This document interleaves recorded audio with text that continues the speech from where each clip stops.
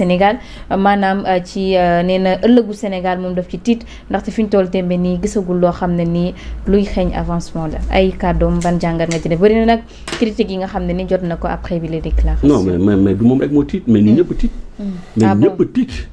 instant yii nii xamuñ fu ñu jëm. c'est-à-dire que affaire bi y a l'opacité totale.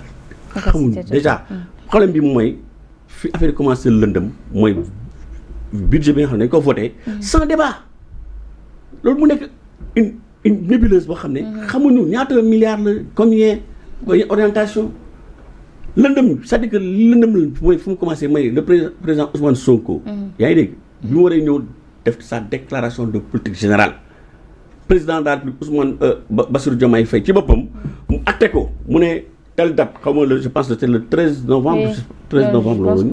oui c'était le 13 alors le 12 la ñu dessus. waaw le 13 novembre ñu koy xaar pour mu ñëw def sa déclaration de politique générale bi nga xam ne constitution ci boppam notamment je pense à son article 51. moo ko exigé pour mu ñëw wax ñu fan la ñu yóbbu Sénégal. on attendait mu ñëw wax ñu fan la ñu jëlee Sénégal ak fan la ñu koy yóbbu. ñu koy xaar le 13 le 12 président de la République jël un décret supprimer Assemblée nationale. mais saa yi mel noonu mais kooku day tey xel. ñu ne nii gars yi ñëw voté budget bi nga xam ne suñu xaalis la c'est l'argent du contribuable sénégalais suñu xaalis la parce que bu dee transparence dañuy voté yaa ngi dégg. je pense que loolu ça devait faire l'objet d'un débat dañu waroon toog débat si. parce que l'Assemblée nationale c'est le lieu des débats par excellence ñu xam xaalis bi nga xam ne mooy budget bi fan lañ koy dugal. fan lañ ko dugal tey. ils ont financé les élections yi passées mais si ban xaalis ak ban montant on connaît rien on xamul sax fan lañ jëlee xaalis bi. donc yéen loolu la ngeen jàpp ne soit nébuleuse la wala soit ay koppar yoo xam ne nii leerut. mais on n'est pas au courant man je suis pas un économiste encore. yaa ngi dégg je suis pas un économiste. mais man le peu que je connaisse li ma xam tey jii mooy en économie peut-être moom il me démentira pas mais au minimum chaque trimestre on doit faire un rapport trimestriel nañu bon xaalis bi yi lañ fi jëlee par exemple par rapport ak emprunt yi ñuy def sur le marché. xaw ma UEMOA ou peu importe ak fu ñu ko mënta jëlee mais c'est l'argent du contribuable sénégalais ñoo koy fay. on a emprunté encore que les taux moi je le discute parce que moom nee na 6,80 je conteste le taux bi muy wax parce que ëpp na 7,5% taux yi ñuy jël ak dans des durées très limitées. man jàpp naa ne tey bu may leb plus temps bi di gën di gudd plus may gën nekk à l'aise parce que ça me donne le temps de pouvoir vraiment travailler parce que xaalis mooy liggéey xaalis mais ay prêts yoo xam ne dans des délais très courts loolu mooy suul ba kii yaa ngi dégg voilà donc si conditions yooyu ça nous pose des problèmes tey jusqu'à ce jour mënuma la wax lan la fi gars yi def qu'est-ce qu'ils ont concrètement loo xam ne mën nañ ko inaugurer à part xanaa monument bi ñu demoon xaw ma au niveau de Thiès là. xaw ma statue xaw ma la Dior xaw ma je sais pas xaw ma voilà c'est ça. mais qu'est-ce qu'ils ont fait. Macky Sall quoi qu'on dise leb na fi mais gis nañ fi ay BRT. mais en 2 ans est-ce qu'on peut réaliser quelque chose aussi il faut le dire ak ñoom li ñu wax mu di dañoo fekk ab pays en ruine loolu aussi ndax jotul aussi ngeen ciy bàyyi xel. mais on a trouvé un pays en ruine raison de plus. pour qu'il y ait beaucoup plus de transparence yaa ngi dégg par rapport ak gestion bi par rapport ak les emprunts.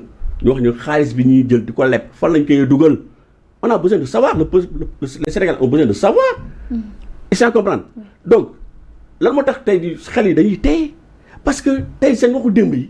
tey moo changé ak waxu tey tey démb ñoom na fi ne woon bu ñu toogee caisse noire bi yaa ngi dégg dañ koy supprimer que c'est haram ñu leen koy rappeler ñuy mer di def ay attaques de personnes ñoom ñoo fi ne woon désormais on va faire des appels à candidature. anamu ils sont en train de nommer leur seen militants lañ jël di leen dugal n'importe où en appel à candidature bi fi la ñu newoon nekk le président de la République dafay génn ci conseil supérieur de la magistrature. yaa ngi dégg tey jii ñu ne non président dafa war a teg sous prétexte que naan ce sont les juges ñoom ñoo ne dafa toog ak yu kenn xamul mais gis nga la parole donnée elle est sacrée.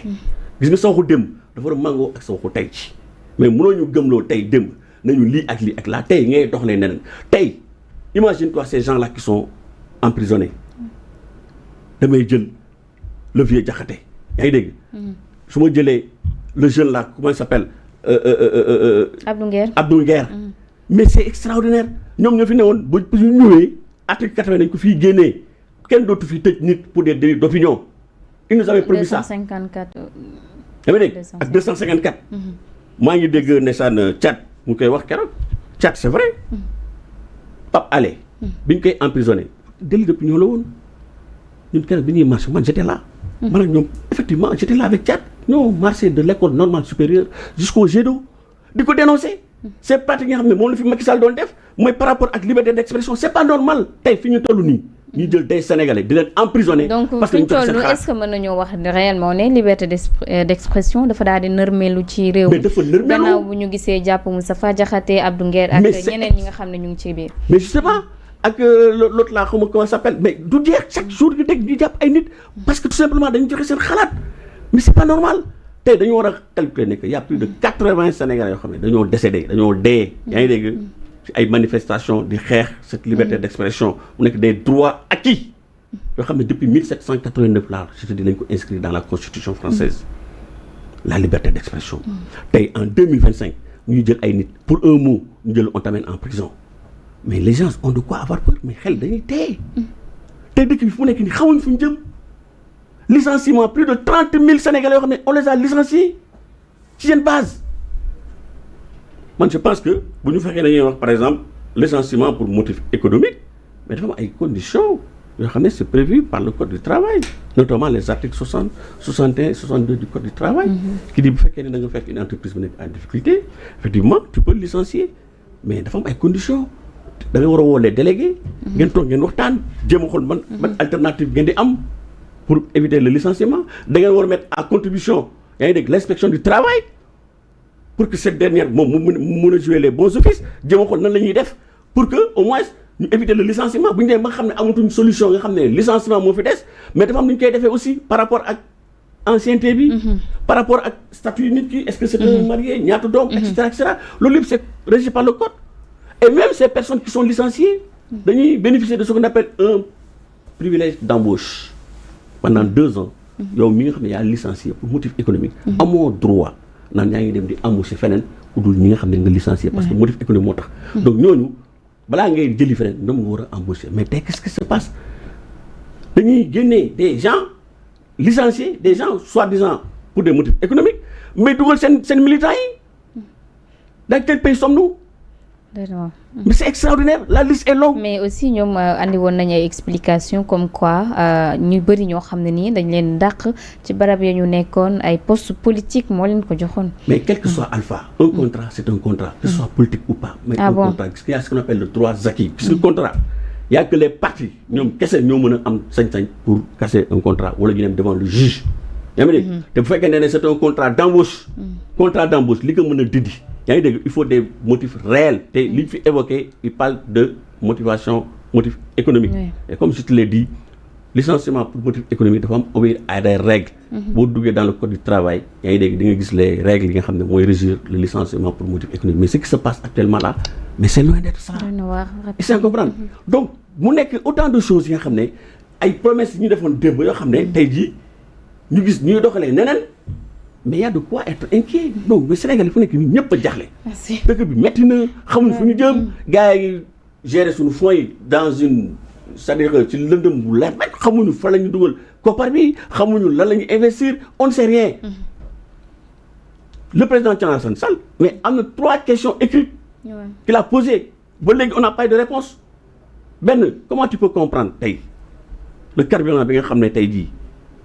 on est à presque 1000 francs le litre 980 et quelques le litre du carburant 990 yaa ngi dégg 990 c'est presque 1000 francs mais Mali bi nga xam ne carburant fii lay jógee fii lañ koy jëlee fii ci port Dakar dem jusqu'à Bamako ñoom ils sont à combien 775 dans la sous-région yaa ngi dégg ay Tchad ay Burkina Côte d'Ivoire ñoom ñëpp tey Sénégal c'est-à-dire que li ñuy jaayee le litre de carburant ñoo fi gën a cher les litre carburant ci dëkk boo xam ne nous sommes devenus un pays